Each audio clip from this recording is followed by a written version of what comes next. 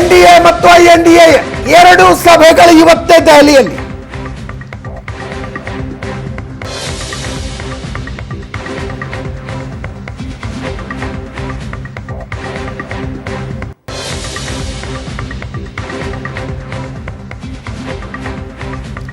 ನಿತೀಶ್ ಮತ್ತು ತೇಜಸ್ವಿ ಯಾದವ್ ದೆಹಲಿಗೆ ಒಂದೇ ಫ್ಲೈಟ್ನಲ್ಲಿ ಪ್ರಯಾಣ, ಒಂದೇ ಫ್ಲೈಟ್ನಲ್ಲಿ. ಸೀರಿಯಸ್ಲಿ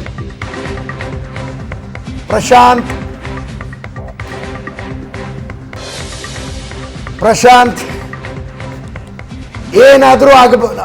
ಓಕೆ ಕಮರ್ಷಿಯಲ್ ಫ್ಲೈಟ್ ಅನ್ಸುತ್ತಿದ್ದು, ಹಿಂದೆ ಮುಂದೆ ಕುತ್ಕೊಂಡಿದ್ದಾರೆ. ಓಕೆ, ಇದು ಅಕಸ್ಮಾತ್ ಚಾರ್ಟರ್ಡ್ ಫ್ಲೈಟ್ ಆಗಿ ಒಂದೇ ವಿಮಾನದಲ್ಲಿ ಪ್ರಯಾಣ ಅನ್ನೋದಾಗಿದ್ರೆ ವಿಮಾನ ಇಳಿಯುವ ಹೊತ್ತಿಗೆ ರಾಜಕಾರಣ ಏನಾದರೂ ಟರ್ನ್ ತೆಗೆದುಕೊಳ್ತಿತ್ತು ಅನ್ನಬಹುದಾಗಿತ್ತು. ಚಾರ್ಟರ್ಡ್ ಫ್ಲೈಟ್ ಅಲ್ಲ, ನೋಡಿದ್ರೆ ಕಮರ್ಷಿಯಲ್ ಫ್ಲೈಟ್ನ ಬಿಸ್ನೆಸ್ ಕ್ಲಾಸ್ ಸೀಟ್ಗಳು ಅನ್ನಿಸ್ತಾ ಇದ್ದಾವೆ.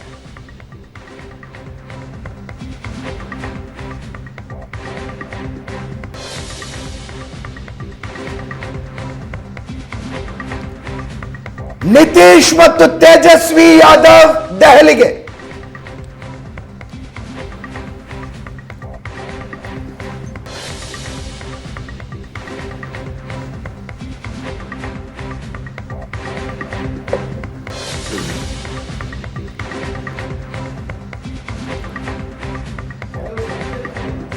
ಹಿಂದೆ ಯಡಿಯೂರಪ್ಪನವರು ಅವ್ರನ್ನ ಮುಖ್ಯಮಂತ್ರಿ ಗಾದಿಯಿಂದ ಕೆಳಗಿಳಿಸ್ತಾರೆ ಅಂತಂದಾಗ ಪುಟ್ಟಪರ್ತಿಗೆ ಹೋಗಿದ್ರು ಅವರು.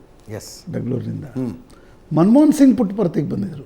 ಓಕೆ, ಅವ್ರು ಏನೂ ಮಾಡಲಿಲ್ಲ ಯಡಿಯೂರಪ್ಪನವರು. ಮನಮೋಹನ್ ಸಿಂಗ್ ಅವ್ರನ್ನ ಕೇಳಿಕೊಂಡು ನಾನು ದಿಲ್ಲಿಗೆ ಹೋಗ್ತಾ ಇದ್ದೀನಿ, ಸ್ಪೆಷಲ್ ಫ್ಲೈಟಲ್ಲಿ ಬರ್ಬೋದಾ ಅಂತ. ಬನ್ನಿ ಅಂದರು ಮನಮೋಹನ್ ಸಿಂಗ್. ನೆನಪಿದೆ, ಅವರು ಸ್ಪೆಷಲ್ ಫ್ಲೈಟ್ ಹತ್ತಿ ದಿಲ್ಲಿಗೆ ಬಂದರು. ದಿಲ್ಲಿಯ ಹೈಕಮಾಂಡ್ನಲ್ಲಿ ಸಂಚಲನ, ತಳಮಳ ಅಲ್ವಾ? ಹೌದು. ಅಂದರೆ ಇನ್ನೊಂದ್ಸಲ ಸಿದ್ದರಾಮಯ್ಯನವರು ಯಡಿಯೂರಪ್ಪನವರು ಒಂದು ಹೆಲಿಕಾಪ್ಟರ್ನಲ್ಲಿ ಹೋದರು.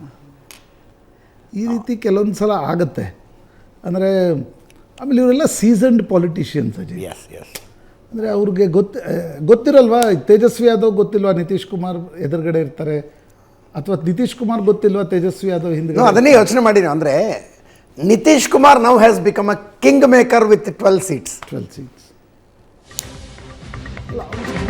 ಇತ್ತೀಚೆಗೆ ಸಿದ್ದರಾಮಯ್ಯನವರು ದೆಹಲಿಗೆ ಯಾಕೆ ಅಷ್ಟು ಪ್ರೈವೇಟ್ ಫ್ಲೈಟ್ನಲ್ಲಿ ಓಡಾಡ್ತಾರೆ? ಕಮರ್ಷಿಯಲ್ ಫ್ಲೈಟ್ನಲ್ಲಿ ಬೇಕಿದ್ರೆ ಬಿಸ್ನೆಸ್ ಕ್ಲಾಸಲ್ಲಿ ಓಡಾಡಬಹುದಲ್ಲ, ಯಾಕೆ ಅಷ್ಟು ತೆರಿಗೆದಾರರ ಮೇಲೆ ಭಾರ ಹಾಕ್ತಾರೆ ಅನ್ನುವ ಚರ್ಚೆ ಆಗಿತ್ತು. ಇಲ್ಲಿ ಕಿಂಗ್ ಮೇಕರ್ ಆಗಿ ಪೊಲಿಟಿಕಲ್ ನೆಗೋಸಿಯೇಷನ್ ಟೇಬಲ್ಗೆ ಹೋಗ್ತಾ ಇರುವ ನಿತೀಶ್ ಕುಮಾರ್ 10 ಲಕ್ಷ ಕೊಟ್ಟು ಒಂದು ಪ್ರೈವೇಟ್ ಚಾರ್ಟರ್ಡ್ ಫ್ಲೈಟಲ್ಲಿ ಹೋಗೋದು ದೊಡ್ಡದಿರಲಿಲ್ಲ. ಬಟ್ ಇದು ಕೂಡ ಮೆಸೇಜಿಂಗೆ. ಅಕ್ಕಪಕ್ಕದಲ್ಲಿ ಕೂತ್ಕೊಂಡಿದ್ರೆ NDA ಮೈತ್ರಿಕೂಟದಲ್ಲಿ ಇನ್ನಷ್ಟು ತಳಮಳ ಆಗ್ತಾ ಇತ್ತು. ಬಾರ್ಗೇನ್ ಪವರೇ ಹೆಚ್ಚಿಗೆ ಆಗ್ಬಿಡುತ್ತೆ. ಹೌದು. ಹಿಂದೆ ತೇಜಸ್ವಿ ಯಾದವ್ ದೃಶ್ಯ ನೋಡಿದಾಕ್ಷಣ ದಿಲ್ಲಿಗೆ ಬಂದಿಳಿಯೋ ಹೊತ್ತಿಗೆ ನಿನ್ನ ಬಾರ್ಗೇನಿಂಗ್ ಪವರ್ ಜಾಸ್ತಿ ಆಗಿರುತ್ತೆ.